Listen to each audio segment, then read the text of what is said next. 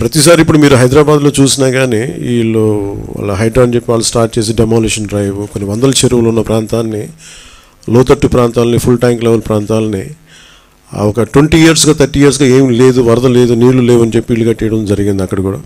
అలాగే ఏ మూల భారతదేశంలో ఏ రాష్ట్రంలో అయినా సరే, అలాగే ప్రత్యేక తెలంగాణ కావచ్చు, అలాగే మనకు సంబంధించి ఆంధ్రప్రదేశ్ కావచ్చు, ఇది ఈ నదీ పరివాహక ప్రాంతాలు ఇక్కడ నుంచి సహజ స్థితిలో అది ఆ వాగుల వంకల నుంచి వెళ్ళి సముద్రంకి వెళ్ళే దిశలో ఆ దారి మధ్యలో ఇల్లు కట్టేయడం, లేదంటే లేఅవుట్లు వేసేయడం, ఇవన్నీ వైలేషన్ ఒకళ్ళు చేయలేదు.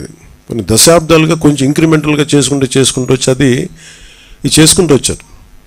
ఇది కూడా మేము అడ్డగోలుగా కూర్చోబెట్టి ఇది వైసీపీ ప్రభుత్వం మాటలు కాకపోతే వాళ్ళు చేసి ఉండాల్సింది. ఎంతో కొంత ప్రయత్నం కూడా చేయకుండా ఇలాంటి పరిస్థితుల్లో ఇంత సమర్థవంతంగా ఆ వయసులో ఆయన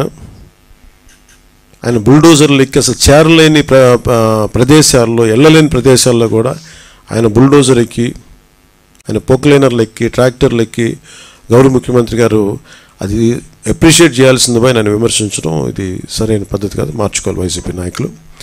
అలాగే వైసీపీ నాయకులకు కూడా నా విన్నపం, నా విజ్ఞాపన, మీరు విమర్శించడానికంటే కూడా ఇది మనందరి ఉమ్మడి సమస్య, ఇది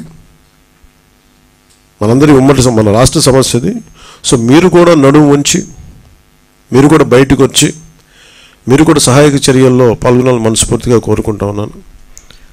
అలాగే గత 2-3 రోజులు నేను కనిపించట్లేదు అది ఇది అని మాట్లాడుతాను. ఒకటి చెప్తాను, ఇప్పుడు నేను వస్తే నాకు ఇబ్బంది ఏంటంటే ఈ సహాయక చర్యల్లో ఇబ్బంది పడిపోద్ది. ఒకసారి అందరినీ మీద పట్టడం, దానివల్ల అధికార యంత్రాంగానికి కూడా ఒత్తిడి అవుద్ది. దానివల్ల నన్ను వాళ్ళు చెప్పడం వల్ల రాలేకపోయాను. అది నిన్న మీకు క్లియర్ కట్గా తెలియజేశాను.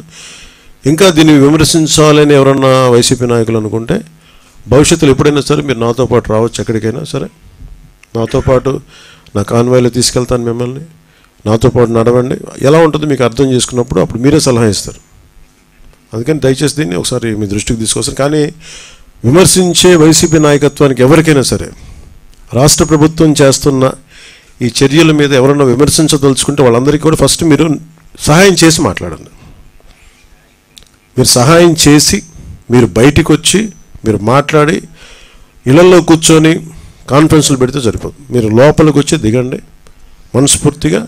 అలాంటి పరిస్థితులు అంటే మేము కూడా మాతో కలిసి తీసుకెళ్తాం. అలాగే వరద ప్రభావిత ప్రాంతాల్లో నేను ఇందాక మన కాన్ఫరెన్స్ కాల్లో కూడా మాట్లాడితే ఒకటైతే చెప్పిన, ఒకటి ఇమీడియట్ మెషర్స్ ఏంటి, ఈ వరద నీరు వచ్చేసిన ఇమీడియట్ మెషర్స్ ఏంటి, అలాగే భవిష్యత్తులో దీనికి ఇమీడియట్ రిపేర్, సపోజ్ రోడ్లు తెగిపోయినాయి, గట్లు తెగిపోయినాయి, అలాగే రోడ్లు పాడైపోయినాయి. సో వీటికి ఇమీడియట్గా అసలు జనాలకి రాకపోకలకు ఇబ్బంది కలుగుతూ ఉంటే ముందు వాటికి ఇమీడియట్ రిపేర్ చేయించడం ఒకటి. అలాగే రెండవది పర్మనెంట్ రిపేర్స్ ఏం చేయాలి. దీనికి దాదాపు ఒక 200 కోట్లు ఓన్లీ పంచాయతీల వరకు తీసుకుంటే దాదాపు ఒక 96 కోట్లు బడ్జెట్ ఒకటి ప్రతిపాదించారు. దాన్ని ముందుకు తీసుకెళ్తా ఉన్నాం.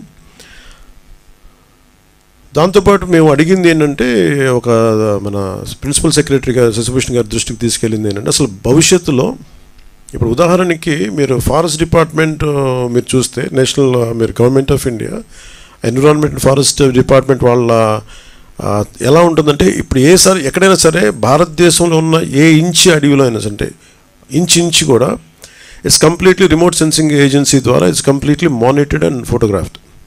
అంటే గత వారం ఎట్లా ఉంది, పోయిన వారం ఎలా ఉంది, రెగ్యులర్ మానిటరింగ్ ఉంటుంది. అంటే మీరు ఒక ఫారెస్ట్ డిపార్ట్మెంట్, మీరు ఫారెస్ట్ ల్యాండ్లో మీరు చిన్నపాటి ఒక పాక వేసినా కానీ it can be sensed, it will take a photograph. చాలా క్లియర్ కట్గా డిమార్కేషన్ చేస్తుంటాయి, ఇది ఫారెస్ట్ ల్యాండ్, ఇక్కడ వైలేషన్ జరిగింది. అదే తరహాలో భవిష్యత్తులో ఇప్పుడు మన ఒక డ్యామేజ్ జరుగుతుంది, దీన్ని అడ్రస్ చేస్తాం, దీన్ని బయటకు వస్తాం. భవిష్యత్తులో ఇప్పుడు మనం ఏమనుకున్నాం, ఇప్పుడు కూర్చోబెట్టి వైసీపీ వల్లే జరిగిందని నేను మాట్లాడలా. ఓకే, ఖచ్చితంగా వాళ్ళు గత ప్రభుత్వం వాళ్ళు ఉన్నప్పుడు 5 సంవత్సరాలు వాళ్ళు ఉన్నప్పుడు వాళ్ళు నిజంగా కొంత మనకి ముఖ్యంగా వాటర్ ఇరిగేషన్ ప్రాజెక్ట్స్ సంబంధించి కానీ ఏదైనా సరే వాళ్ళ నిర్వహణ లోపం చాలా, వాళ్ళు సరిగ్గా డబ్బులు కూడా ఇవ్వలేదు. దానికి వాళ్ళకి అవగాహన ఉందో లేదో తెలియదు కానీ డబ్బులు సరిగ్గా ఇవ్వాలా, లాకులు రిపేర్లు చేయాలా, కనీసం వాళ్ళు కూర్చోబెట్టి చిన్న మెయింటెనెన్స్